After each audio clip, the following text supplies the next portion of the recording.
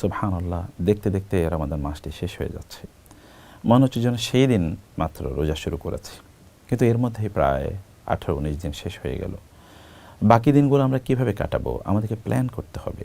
মনে রাখবেন, যখন আমরা কোনো প্রতিযোগিতায় যাই, এমনকি পরীক্ষার হলেও যখন আমরা থাকি, তখন শেষের দিকে কিন্তু আমরা একটু দ্রুত লেখার চেষ্টা করি। যারা ম্যারাথনে অর্থাৎ দৌড় প্রতিযোগিতায় অংশগ্রহণ করে, তারা শেষের দিকে একটু দ্রুত দৌড়ায়, যেন ওই যে ফিনিশিং লাইন অর্থাৎ একেবারে লাস্ট মার্কটা যেন সবার আগে স্পর্শ করতে পারে। শেষের দিকে আপনি যদি ঘুমিয়ে পড়েন অথবা আপনি ক্লান্ত হয়ে অবসাদগ্রস্ত হয়ে যদি আপনি শুয়ে পড়েন, তাহলে কিন্তু আপনি বিজয়ী হতে পারবেন না। আর শয়তানও কিন্তু আমাদেরকে, শয়তান বন্দী বটে, কিন্তু আমাদের মধ্যে যে প্রবণতা তৈরি করে দেওয়া হয়েছে শয়তানের দীর্ঘদিনের তার সংস্রবে থাকার কারণে অথবা তার ওয়াসওয়াসার কারণে, তাহলে আমরা কোনো কাজ ফিনিশ করতে চাই না।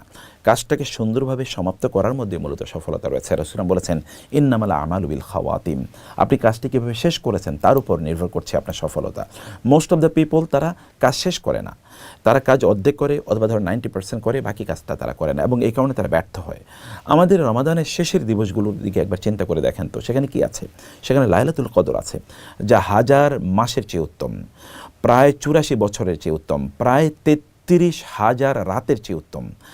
শুধু 33,000 রাত না, আমরা কি কেউ 33,000 রাত একাধারে আবাদত করতে পারবো?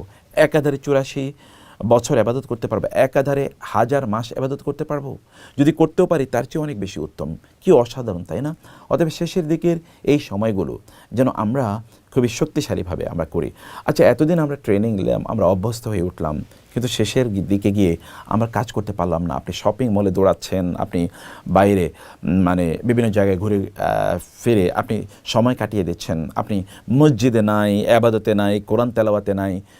কি অবস্থা! শেষের অবস্থাতে বোঝায়, আমরা ইংরেজিতে বলি all good that ends good, যেটি শেষ ভালো যার সব ভালো তার। আমরা এটাও তো বাংলায় বলি, ইংরেজিতেও বলি, তাই না? তো আপনার শেষ যদি ভালো না হয়, তাহলে আপনি কীভাবে ভালো হয়েছে বলে প্রত্যাশা করেন? আর আগের আবাদতগুলো কবুল হবে কিনা তা কিন্তু শেষের আবাদতের উপর নির্ভর করে, এন্ডিং এর উপর নির্ভর করে। যেমন একজন লোক, যেমন ধরুন তিনি সারা বছর সারা জীবন ধরে তিনি ভালো আমল করেছেন, কিন্তু শেষের দিকে তিনি মুশরিক হয়ে গেছেন, মুরতাদ হয়ে গেছেন, তাহলে কি আপনি বলবেন আগে যেহেতু ভালো কাজ করেছে তিনি মুক্তি পেয়ে যাবেন? নো, হবে না তো। কোন একজন ছাত্র সারা বছর তিনি ক্লাস করেছেন, কিন্তু পরীক্ষা হলে গিয়ে নকল করেছেন, একদম বলা হবে যেহেতু সে ক্লাস করেছে তাহলে নকল করলে কোনো সমস্যা নেই, ঠিক আছে, তাকে আমরা ফার্স্ট বানিয়ে দিই অথবা তাকে পাস করিয়ে দিই। নো, তাকে এক্সপেল করা হবে, তাই না? সে কারণে আপনার শেষে কী করছেন, দ্যাট ইজ ভেরি ইম্পর্ট্যান্ট, খুবই গুরুত্বপূর্ণ এটি। আমরা শেষের দিকেই চলে এসেছি, অতএব এই সময় যেন আমাদের সর্বোত্তম সময়গুলো আমরা কাটাতে পারি, তা করতে হবে। রাসূল সাল্লাল্লাহু আলাইহি ওয়াসাল্লাম কী করেছেন? রাসূল সাল্লাল্লাহু আলাইহি ওয়াসাল্লামের অতীতের এবং পরের সকল গুণ আল্লাহ মাফ করে দিয়েছেন, কিন্তু তারপরেও রাসূল সাল্লাল্লাহু আলাইহি ওয়াসাল্লাম যখন রমাদানের শেষের দশক আসতো, লাস্ট 10 দিন রাসূল সাল্লাল্লাহু আলাইহি ওয়াসাল্লাম করতেন, যেটি সহিহুল বুখারী হাদিসে এরকম এসছে যে তিনি ইয়াজতাহিদু ফি আল আশরিল আখির মিন রমাদান মা লা ইয়াজতাহিদু ফি গায়রিহি। রমাদানের শেষের দশকে তিনি এত বেশি ইবাদত করতেন, যেটি প্রথম 2 দশকে তিনি করতেন না, এবং শেষের দশকে ইবাদতের করার জন্য তিনি আলাদা এতেকাফে চলে যেতেন। এবং তার মদিনা হিজরত করার পর থেকে তিনি মানে দ্বিতীয় হিজরিতে যেহেতু রোজা ফরজ হয়েছে, তারপর কখনো তিনি এতেকাফ ছাড়েন নাই। 1 বছর তিনি এতেকাফ করতে পারেন না সফরের কারণে, পরের বছর তিনি 20 দিন এতেকাফ করেছেন। কারণটা কি? এতেকাফ করার কারণ হচ্ছে লাইলাতুল কদর যেন মিস না হয়ে যায়। এতেকাফ করার কারণ হচ্ছে শেষের 10 রাতে যেন তিনি কেবল ইবাদতের মাধ্যমে কাটাতে পারেন। এই কারণে সহিহুল বুখারী হাদিসে এসেছে, যখন ইজা দাখালা আলাইহিল আশরুল আখির মিন রমাদান, রমাদানের শেষের দশক যখন আসতো, তো রাসূল সাল্লাল্লাহু আলাইহি ওয়াসাল্লাম কী করতেন? তখন তিনি সারা রাত তিনি জেগে থাকতেন, নিজে আহিয়া লাইলাহু ওয়া আইকাযা আহলাহু ওয়াজাদ্দা ওয়াশাদ্দাল মিজার। হাদিস শেষে রাসূল সারা রাত তিনি ইবাদত করতেন, তার পরিবার পরিজনকে তিনি জাগিয়ে তুলতেন, তারাও যেন ইবাদত করে। তিনি কোমর বেঁধে নামতেন এবং তার সর্বোত্তম চেষ্টা তিনি চালাতেন ইবাদত করার জন্য। এই হাদিসের ব্যাখ্যায় সালফে সালিন তারা বলেছেন, ইমাম নববী সহ তারা বলেছেন, এর মানে হচ্ছে রাসূল সাল্লাল্লাহু আলাইহি ওয়াসাল্লাম শেষের দশকে তার স্ত্রীর সাথে দেখা পর্যন্ত করতেন, কারণ এতেকাফে থাকতেন। এবং অথচ স্ত্রীর সাথে দেখা করা, তাদের সাথে কথাবার্তা বলা, তাদের সাথে এমনকি স্বামী স্ত্রীর সুলভ আচরণ করে, এগুলো সবই পারমিসেবল রাতের বেলা, কিন্তু সেগুলো তিনি করতেন না। এক্সক্লুসিভলি তিনি আল্লাহ তাআলাকে এই সময়গুলো দিতেন। এর যদি রাসূলের হয় এমন, তার অবস্থা যদি এমন হয়, তাহলে আমাদের কেমন হওয়া উচিত? আমরা আপনাদেরকে বলবো যে এখন যদি কেনাকাটার কোনো বিষয় থাকে, তাহলে দ্রুত এগুলো সেরে ফেলুন। রাতগুলো রমাদানের শেষের দশকের রাত আল্লাহকে দেবেন যতদূর প্রয়োজনে। রাসূল কিন্তু অন্য দশকে সারা রাত জেগে থাকতেন না, কিন্তু শেষের দশকে সারা রাত জেগে থাকতেন। রাসূল ইসলাম এটা করলে আমাদের করণীয়। কেউ আমাদেরকে প্রশ্ন করতে পারে, রাতের বেলা ইবাদত করবো কি?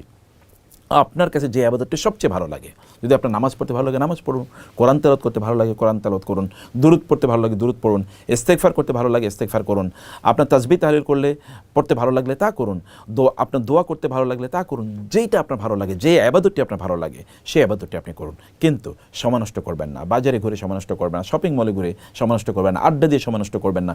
ইন্টারনেট প্রয়োজনে বন্ধ করে রাখুন, আপনার বাসায় ইন্টারনেট বন্ধ করে রাখুন, ফেসবুক প্রয়োজনে বন্ধ করে রাখুন, এগুলো আপনি করুন। যদি এগুলো আপনার একান্ত প্রয়োজন না হয় তাহলে এগুলো থেকে আপনার নিজকে দূরে রেখে এই সময়গুলো যতদূর সম্ভব আল্লাহকে দেখান যে আল্লাহ আমি শেষের দিকে এসে আরও আগ্রহী হচ্ছি। আপনি প্রথম 2 দশক বা প্রথম 10 দিন 20 দিন আপনি হয়তো খুব বেশি আবাদত করতে পারেন না, নো প্রবলেম ইনশাআল্লাহ, কারণ শেষের দিকে আপনি এবার আগের 10 দিন যে আবাদত করতে পারেন নাই শেষের দিকে এসে আবাদতের মাত্রা বাড়িয়ে দেন, অনেক বেশি আবাদত করেন এবং আল্লাহ সুবহানাহু ওয়া তাআলা আপনার আগ্রহ, আপনার প্রচেষ্টাগুলো আল্লাহ তাআলা দেখুক। এইভাবেই আমরা অন্যদেরকে নিয়ে, পরিবার পরিজনকে নিয়ে আমরা ইবাদত করি, মসজিদে গিয়ে প্রয়োজনে যদি সম্ভব হয় তাহলে সেখানে গিয়ে ইতিকাফ করি।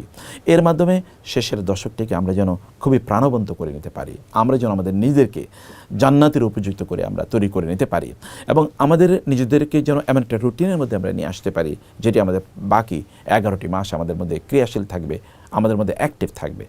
রমাদানের এই শেষের দশকটি আমরা লাইলাতুল কদর যেন মিস না হয় এবং ইবাদত যেন মিস না হয়, পুরস্কার যেন মিস না হয়, জান্নাত যেন মিস না হয়, আল্লাহর পক্ষ থেকে আল্লাহর সাথে সাক্ষাৎ যেন আমাদের মিস না হয়ে যায়।